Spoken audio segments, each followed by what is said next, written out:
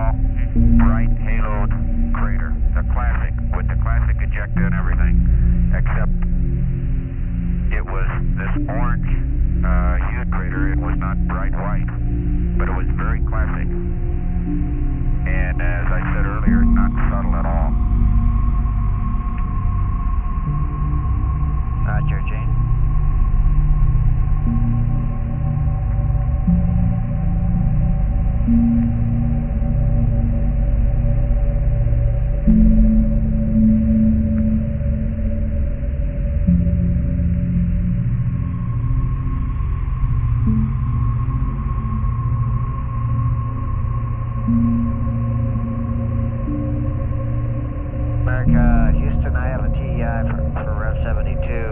Pad, no hurry. Maybe you want to wait till sunset.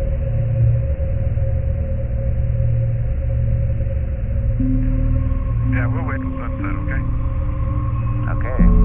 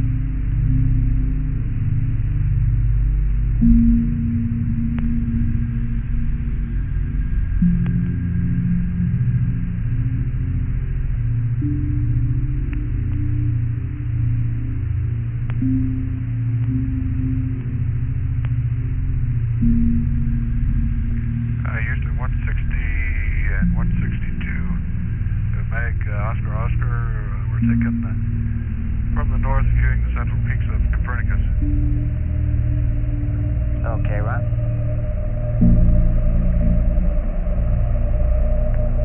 It's a long ways away. I don't know if it'll show up or not. It might.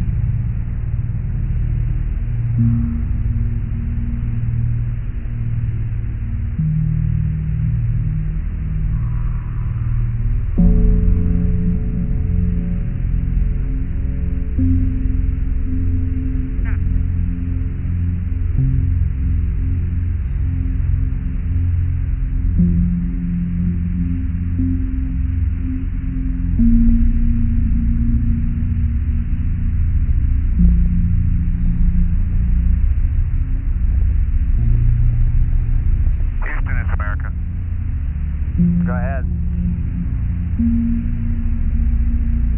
Okay, Gordo, I'm looking ahead. Been trying to stay ahead and see what's happening today and tomorrow on the flight plan.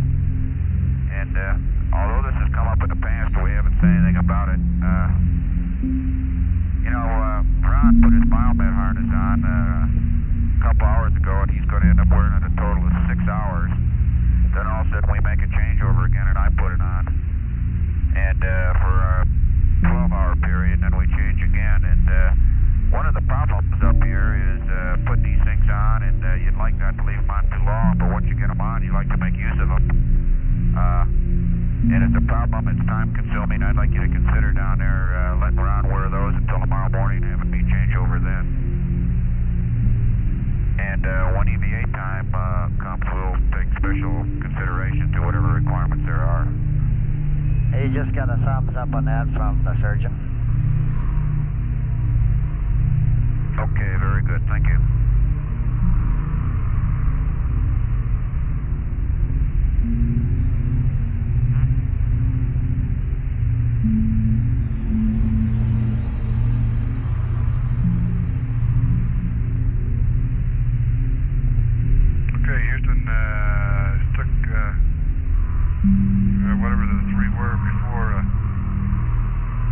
29 on Mag Yankee of Euler, Tobias Meyer, Terminator stuff. Okay, Ron, and for Jack, the surgeon says he's getting occasional erratic trace from Jack's biomed. He'll be happy if Jack wants to take a clear off.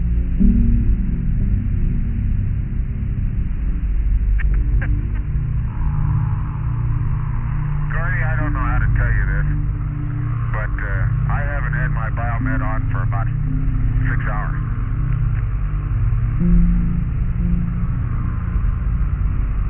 Okay. As a matter of fact, I haven't even had the sensors on. Well, we must be copying the heartbeat of the America or something then.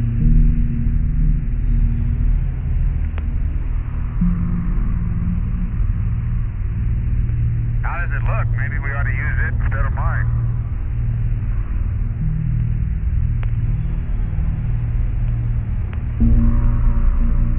America's ticker is doing fine.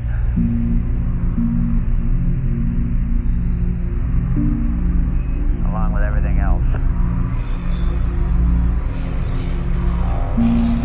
Okay, Houston, it's America. I've got a flight plan change for you. If you're ready to copy.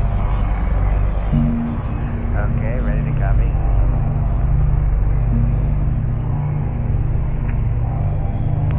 Okay, if you'll turn to page 3-26 at 2:17:52.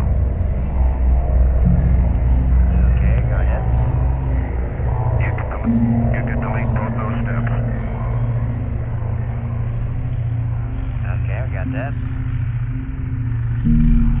Okay, if you'll turn to 2:30:40.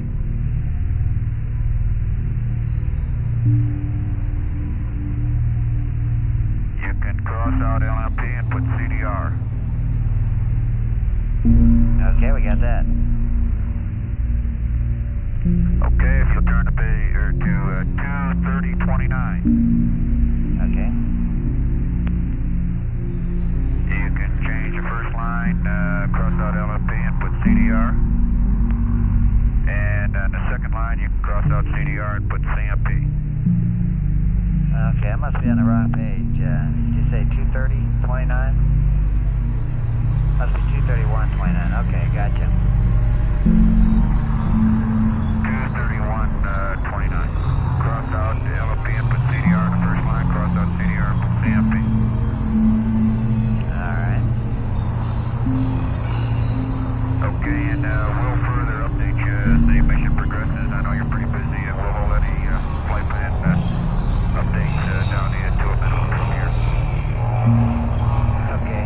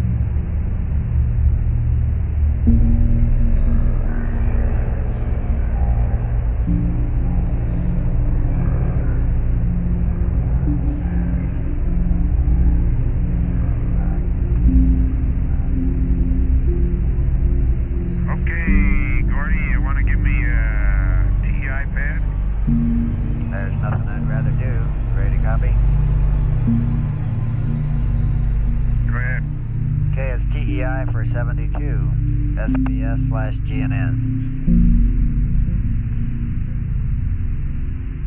36477 plus 061 plus 083. Now 33 is 2304259er17. Now 81 plus 28874 minus 0339er4 minus 00503 179er 09er5 356. Rest of the pads NA, GDC Star, Sirius, and Rigel. 136 160 034. All ages 4 jets, 12 seconds. Remarks, assumes ascent refs man. Over.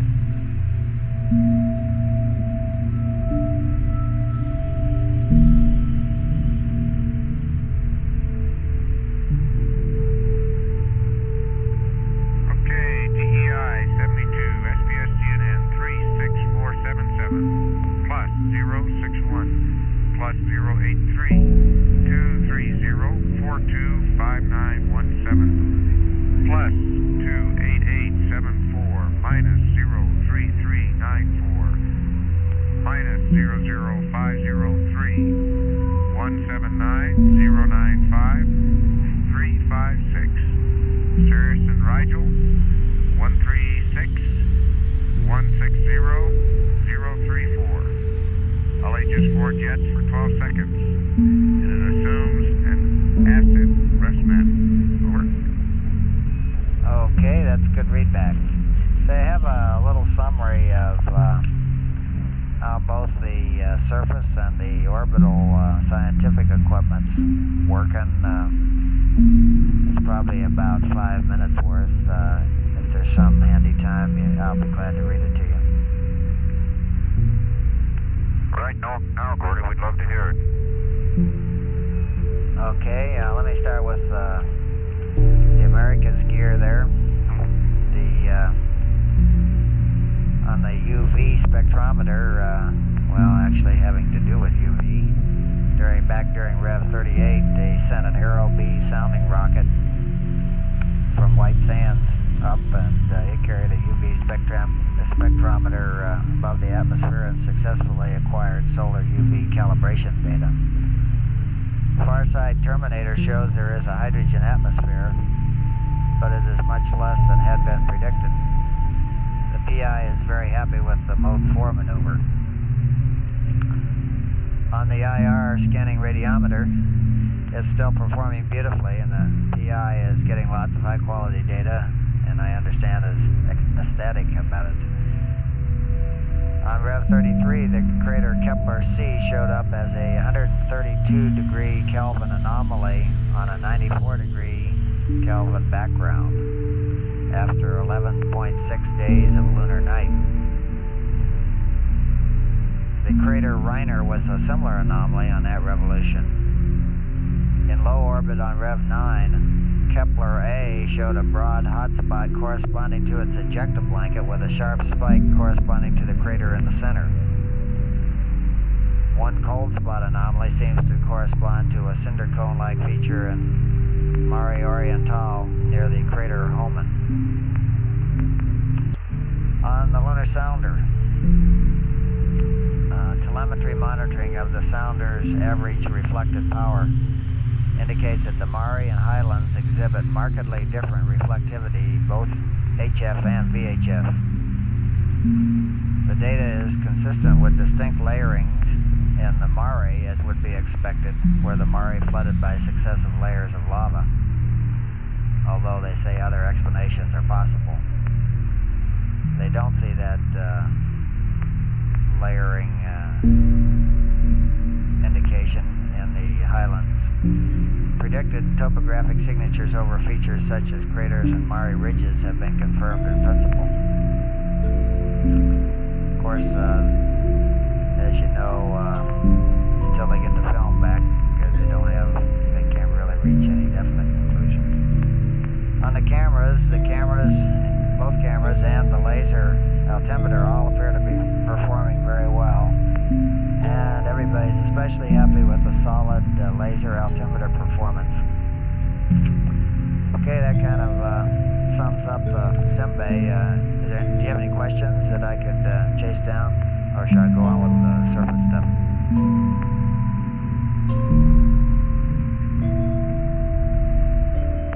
No, why don't you press on? Yeah, that sounds good. Go to press on. Okay, on the surface, the heat flow. These are little short summaries, each written by the PIs or co-Is on each experiment. Mark reports the entire heat flow system is working perfectly. Probes have cooled down to a temperature of minus 16 degrees centigrade at a depth of 2.3 meters and are nearly at their final temperature. For comparison, at Headley Rill, we found a minus 20 degree centigrade at 1.5 meters depth. We had, to refresh your memory, was minus 16 at 2.3. Both probes show an increase of temperature with depth, and it is clear that we will get a valid heat flow measurement.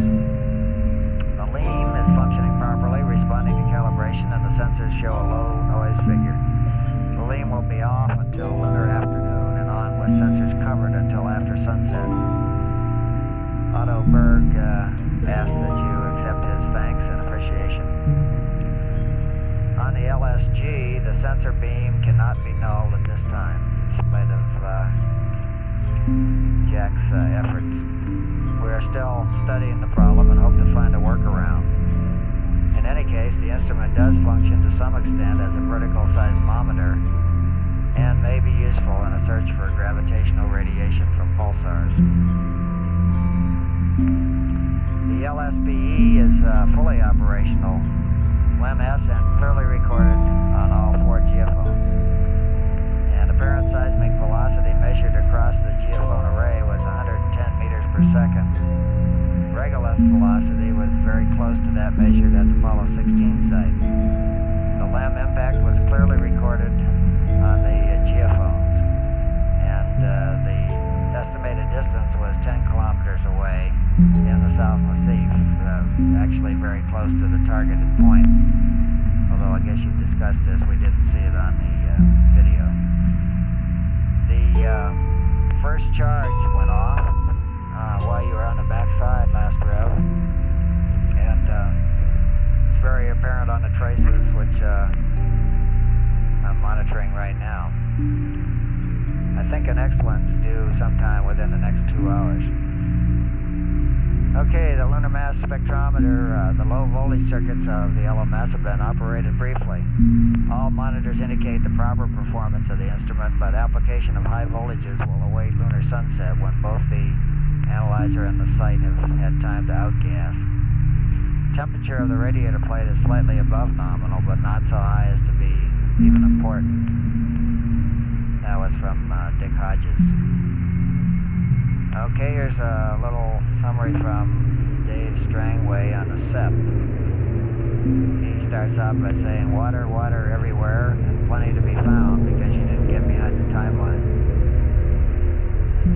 The SEP transmitter was confirmed to be working well at the correct power level using the lunar sounder. The receiver heated well above predictions during the whole mission, and I'm sure you're aware, but the two prime data legs were operated within the temperature limits of the recorder, and we have no reason to doubt that we got good data. There's also a good chance that the leg from Station 4 to the lab was within the temperature limits. Your procedures were performed excellently, and we look forward to processing the DSEA tape. Okay, now to we got the TGE, which is considered a spectacular success. The Earth Moon gravity transfer indicates the value of I won't read the numbers, milligauss, at the Taurus Littrow base, but the value will be used to obtain a revised value for the lunar radius at this landing site. Gravity measurement made during the pre-EVA showed a large negative anomaly of about minus 38 milligauss at the base of the South Pacific, and a similar negative anomaly of about minus 30 at the base of the North Pacific. Preliminary conclusions of the traverse measurements indicate that the material under the valley floor of Taurus Littrow is much denser than that of the North and South Pacific. Gravity values will support the hypothesis that the valley subfloor consists of dense basaltic rock, perhaps with as much as 3 or 4 kilometers in thickness. The extra measurement between stations 2 and 3 will be of great help in determining the nature of the boundaries of this basaltic layer and the varied extension of the massif. The cosmic ray detector, actually, you know as much as we do about the data returned from it, of course, but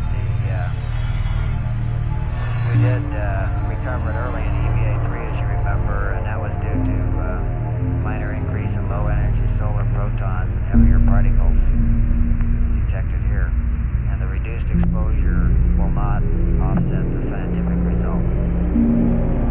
The neutron probe was exposed to the surface for 49 hours. TI estimates that the distance from the RTG to the probe is 40 meters, which will mean that the background count will be low, and thank you kindly for those few extra steps. And the last one was, to be summarized, was the field geology. And they asked for a very short summary, so Waltberger came through with 3 typewritten pages. So we're just going to skip the whole thing except the last line, which was to say that you guys did an outstanding job. Over.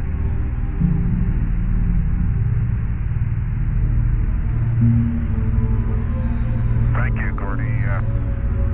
We're just pleased that so many things are working well, and happy that the PIs are satisfied. That was our objective, and we came up here to meet it, and those things that are done, I hope we met it well, and we've got a few more things to do yet. Well, I can assure you, you're not the only ones who are pleased. Gordy? Gordy, well, you know, it's satisfying to put that much time in and come out with some meaningful results. That makes us all feel good. Have you been able, or did you see that first charge on a video? I forgot to mention that. No, we sure didn't see a thing. We had the camera aimed over there, but it was almost a kilometer away. And that was a 1-pound charge. And we played it back several times, but nobody saw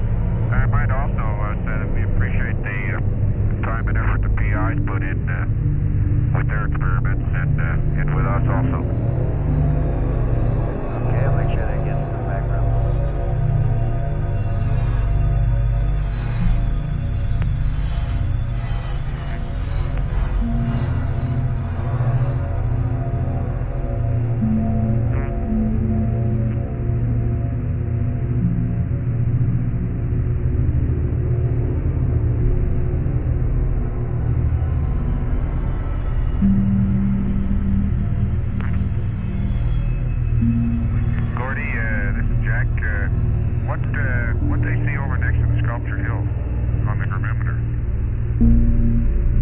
Well, let's see, Jack. You kind of... Let me turn back here.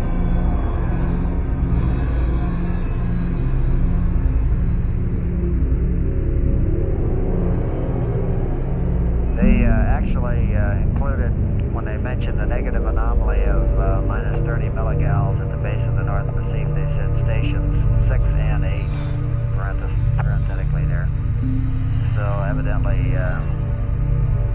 they're including the whole area there as the negative anomaly. I'll try to get a more amplified answer to your question.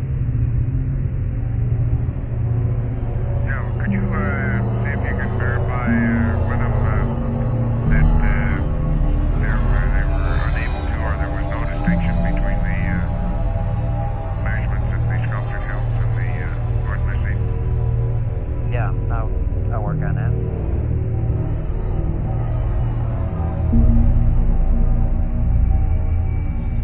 Or better yet, what was the distinction between the Sculptured Hills and the subfloor area? Okay.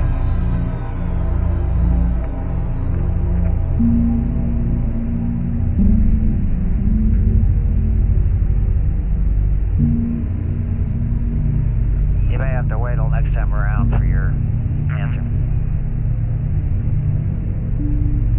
Oh, there's no hurry. You can wait till tomorrow or even a week if you want to.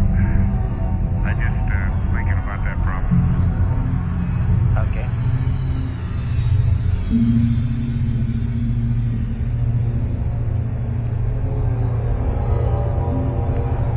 By the way, Gordy, you might tell Bob Walker if he's around that the cosmic ray, as far as I know, was untouched by human hand. They talk about, and if the problem is very, very late, put it in the, put it back together. Okay, Jack, we'll pass that along.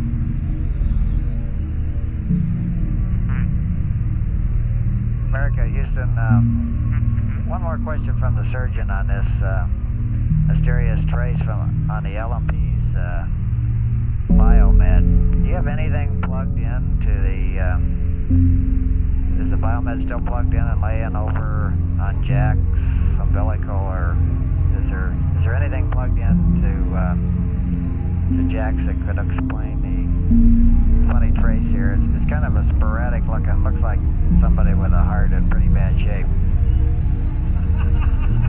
Over.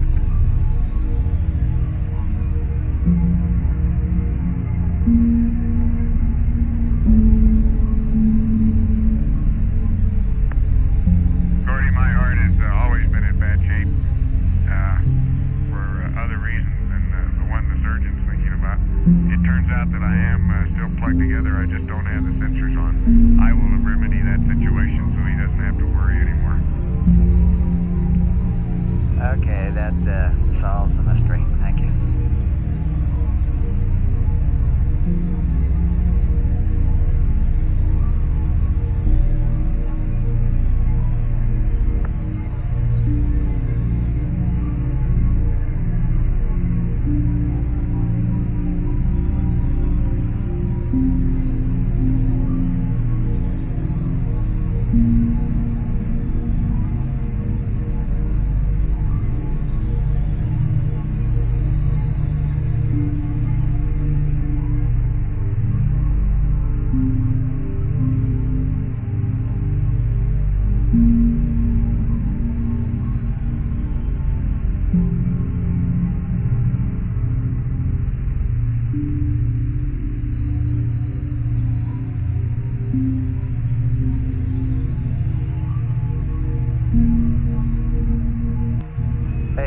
about 30 seconds to LOS. See you next time. Okay, Gordy, thank you very much. We'll see you coming around. Okay.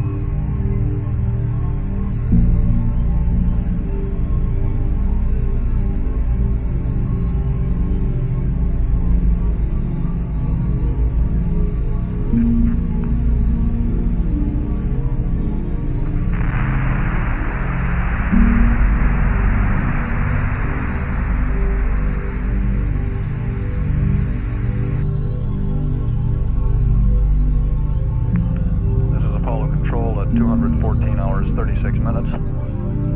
And we've had loss of signal now with America on the 64th revolution of the moon. Be reacquiring in a little less than 45 minutes. And coming up at about 215 hours, 27 minutes, a little less than 1 hour from now, we're scheduled to have the second detonation of an explosive charge on the lunar surface as part of the lunar seismic profiling experiment. This charge will be a 1/2 pound charge located about 6/10 of a kilometer from the lunar roving vehicle.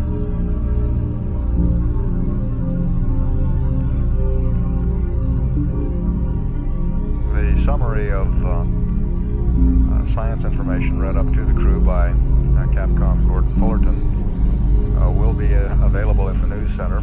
We hope to get copies of the information read up to the crew to the news center and reproduced and available. It will, of course, also be available on the transcript somewhat later. At 214 hours, 37 minutes, this is Apollo Control, Houston.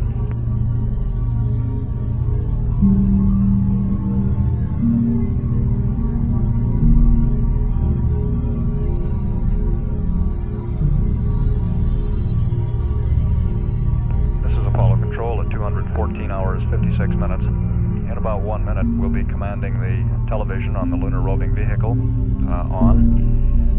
and we'll have it positioned to look for this second explosive charge, which is going to be fired at about 215 hours and 27 minutes. This charge is part of the lunar seismic profiling experiment. It is a 1/2 pound charge of explosives located about 6/10 of a kilometer southeast of the lunar roving vehicle.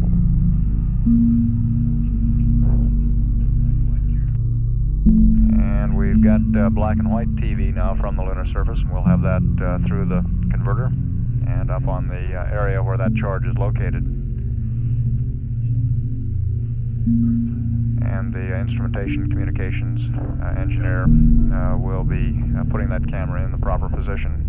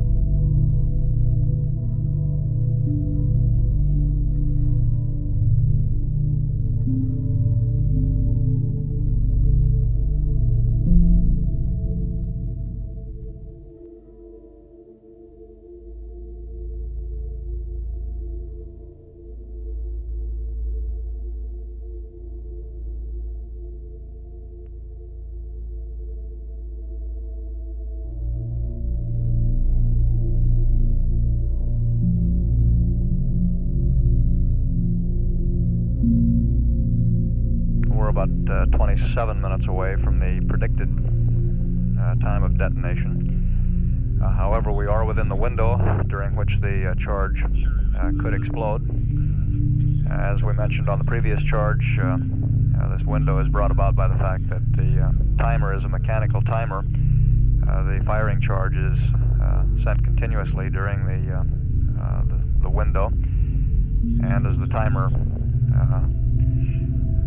moves across the face of the firing pin, the firing charge going in, or the firing command going in continuously, fires the charge as the window moves across the pin.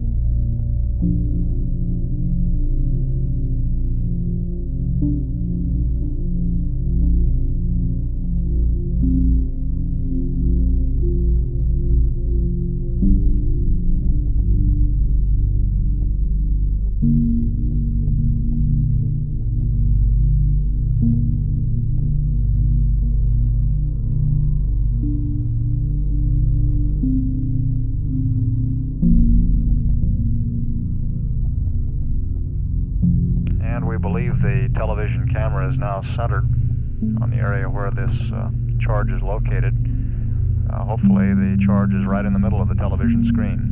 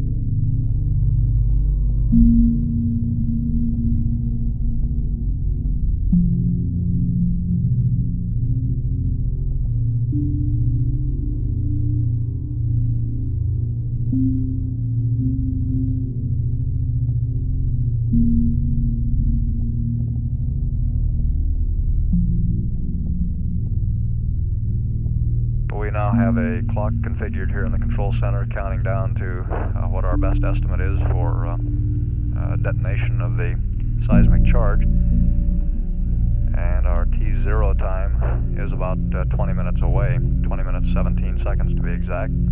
This is the clock that's designated H/O on the video monitors.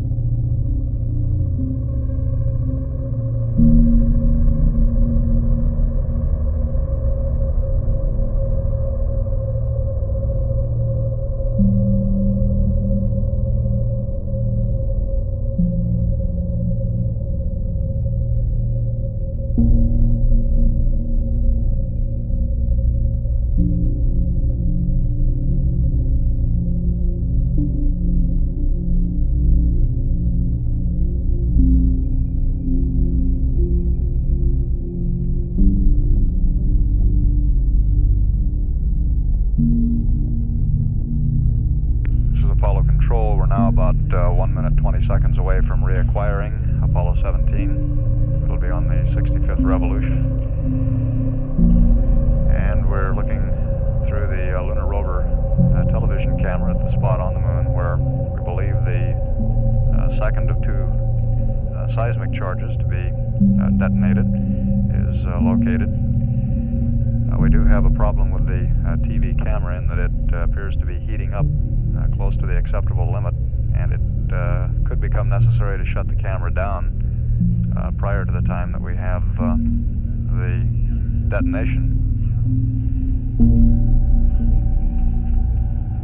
This decision will be based in part on what sort of priorities the scientists have for other things they would like to view with the camera in relation to the detonation of this charge.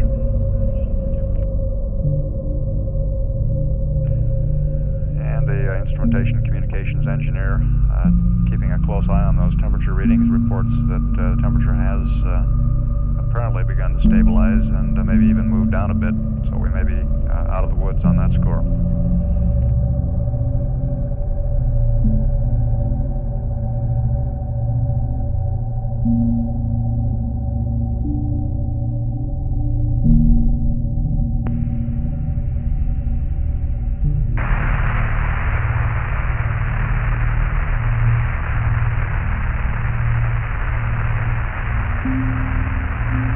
And we have acquisition of signal. We should get a good stable lock on shortly, which will decrease the noise on the air-to-ground circuit.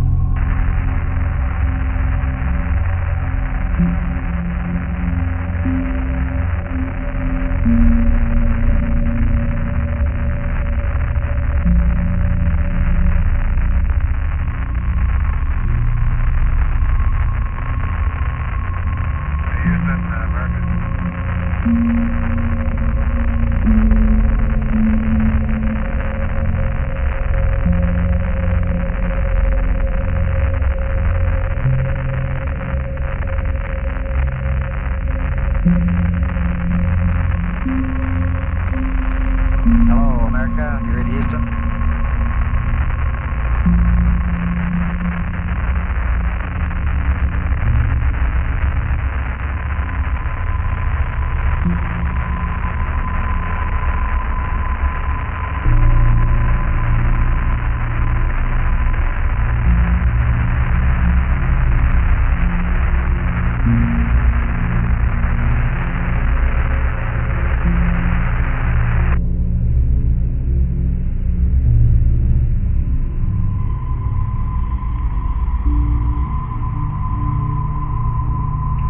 Houston, America.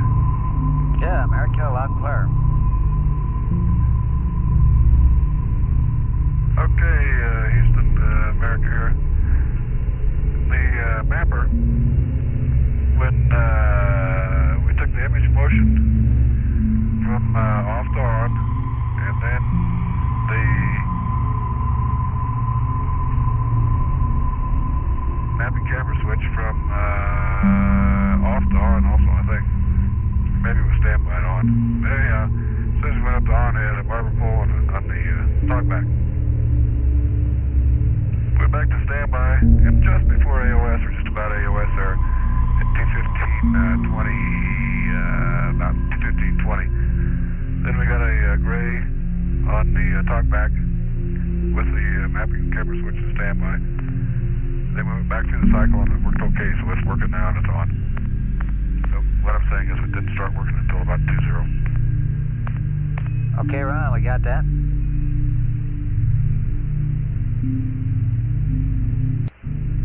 Must have been too cold, huh? Well, look at it. Don't know.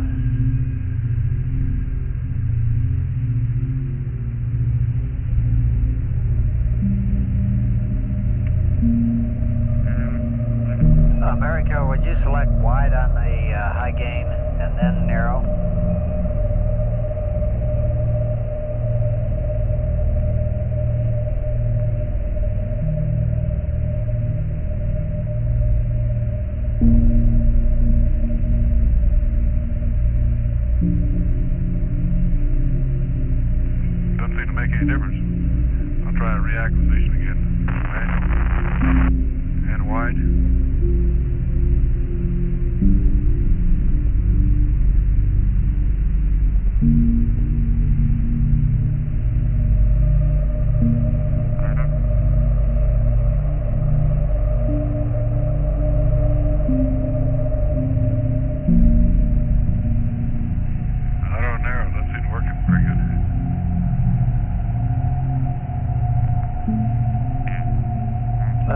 3AC, Ron. You're in a skin reflection zone there. It's probably the problem.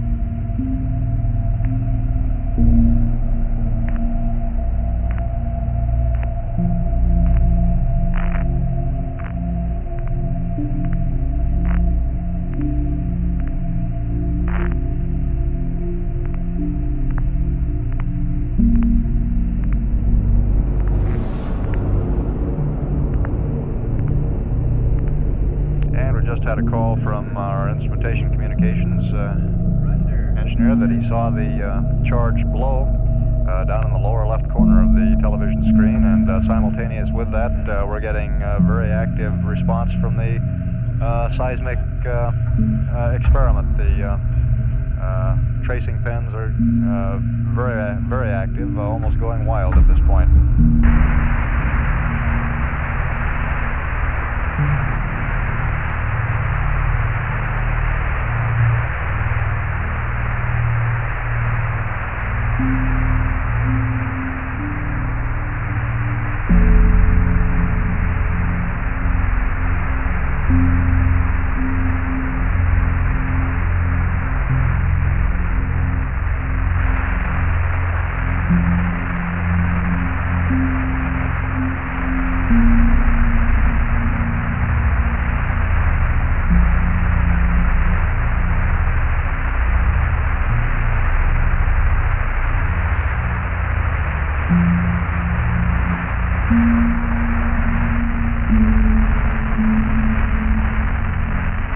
And the scientists in the back room here also confirm having seen the charge explode.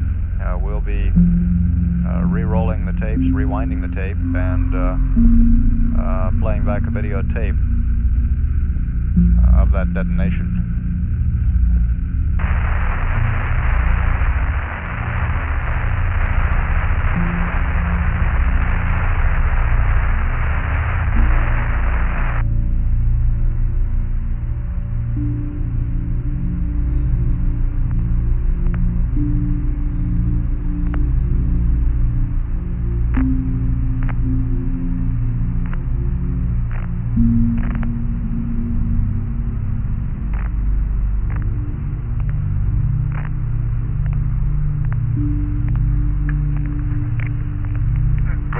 LNP, how do you read?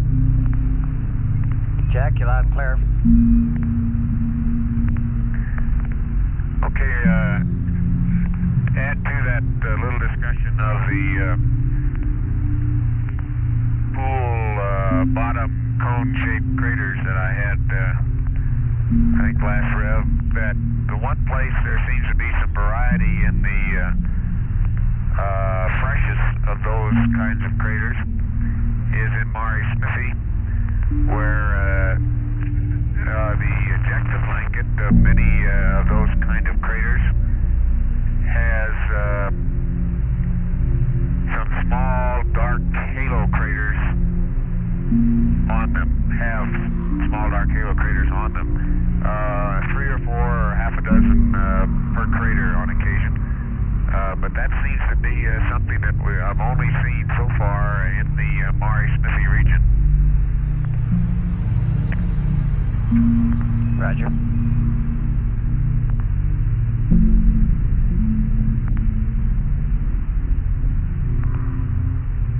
They're superimposed on the bright ray or ejecta blanket and our ejecta blanket system of the of those fresh cone craters. Okay.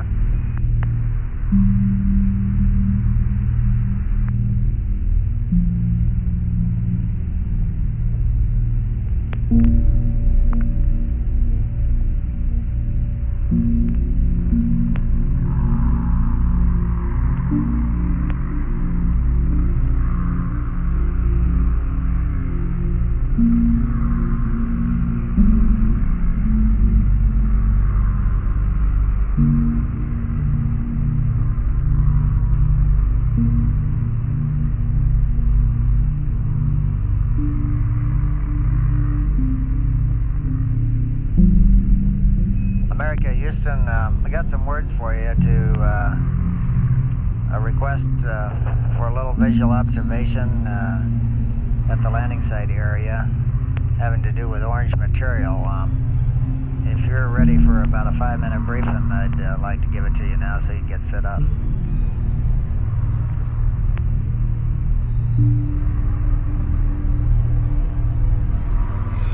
Okay, go ahead there. Okay, what we want to do is see if this is triggered off by your observation of orange material last rev, I guess, and possibly earlier. But the idea here is to look for some craters that we've identified on photographs that are in a similar geologic setting to Shorty Crater and see if we can see orange material around them. We're trying to determine if the orange material at Shorty is a one-time special occasion or whether possibly it's common to the area and just never been noticed before. And we think you'll be able to determine this visually better than any other way. So if you can get out the orbit charts, the orbit photographs, let's see, the lunar landmark maps for the CSM, and turn to the landing site number 2 of 4 picture. Let me know when you got that, and I'll show you where we think a likely point is to see craters that are similar setting to Shorty and to look for orange material.